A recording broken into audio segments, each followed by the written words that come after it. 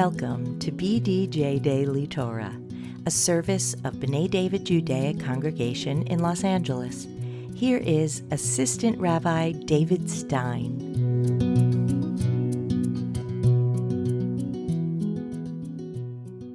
So far, we've established the core mitzvah of 30 kolot, of sounding the shofar 30 times to make sure we're fulfilling the whatever the definition exactly of the trua is. And we have also spoken about how to what the shofar sounds like, how long it should be, meaning how long the truot and the tkiyot should be, a bit of pause in between the shvarim and trua.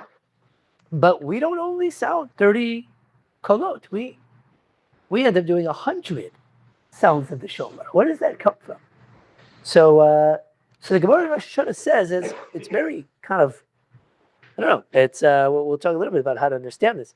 The Gemara says that we blow the shofar during both umad and miushav. There's some of the shofar blasts are when we are sitting. Obviously, we stand up for shofar, but when we are otherwise sitting, meaning before amidah, before musaf, we blow the shofar, and we have umad. We have shofar blasts that happen during chazarat hashatz while we're standing for amidah. So the Gemara says we blow at both miushav and mu'umad to confuse the Satan. Okay. So there's different explanations given to this. There's some who understand that actually the Satan is up in Shamayim, and as we are having our day of Rosh Hashanah, of davening, of hoping and praying for a good new year, he's up there making the case against us. And the only thing we could do to try to prevent that is to try to confuse it. We literally sound the shofar so he'll get distracted in his argument before Kadosh Baruch Hu, and therefore won't be able to argue against us. So this understands a little differently, especially based on what the whole purpose of shofar is. We've mentioned the Rambam understands the whole purpose of shofar is a call for us to do tshuva. It's a call for us to internalize. If that's the case, maybe Rabbi Rafsky suggests maybe the confusing the Satan is not the Satan up in Shemayim, but actually for ourselves to remind us that we have to do our tshuva process and so on and so forth. And so therefore we're blowing the shofar throughout the service in order to focus us, in order to remind us, of the power of tshuva on Rosh Hashanah. So the question then becomes, okay, we have the core mitzvah, and then we're blowing additional shofar blasts to confuse the Satan. So when do we fulfill the mitzvah, and when are we just doing it for confusion? And so there's a whole range of opinions here. Really some surprising ones. We both blow 100 kolot. According to some opinions, you have the 30 main sounds of the shofar, and then during chazarat hashatz, during the amidah, you only do 10, one set for each of the malchiot, shofarot, and zichronot. 40 total. You don't have to do something. Just make sure to confuse the Satan, and then you're good. But there's others who begin to argue that perhaps the shofar sounds that we did before Musaf, those are the ones intended to confuse the Satan, and the ones that are intended to fulfill the mitzvah are the ones that we sound during Musaf, which would require us to make sure that we're doing another 30 during Musaf.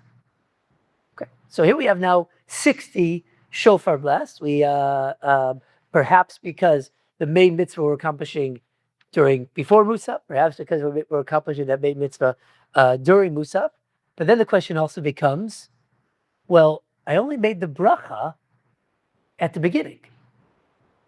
So I understand, if I made the bracha at the beginning, I fulfill my 30, and then the later ones are just for confusion's sake. So, okay, great. I made the bracha, then I fulfilled the mitzvah. But if the real mitzvah is during Musaf, and I made my bracha a half hour ago, or even, whatever, depends how long your Shmona Esrei and Chazat Hashatz are, but I made my bracha way earlier.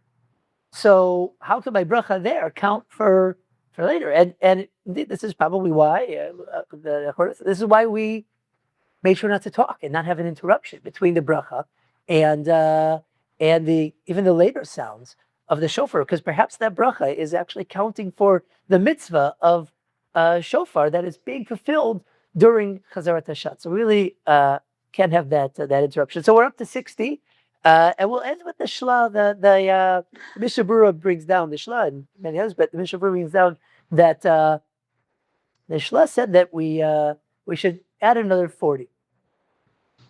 We add another 40 at the end. We do another 30 before Kaddish at the very end, and tend to close it out. But there's actually different minhagim here, and not everybody does like the shla. Some people just do 30 at the end, but we end up doing 100 kolot.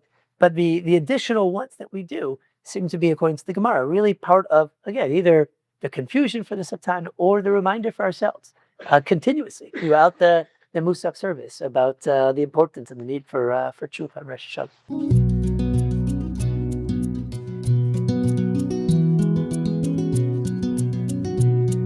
You've been listening to BDJ Daily Torah, a service of B'nai David Judea Congregation in Los Angeles. To learn more about our synagogue, visit b'naidavid.com.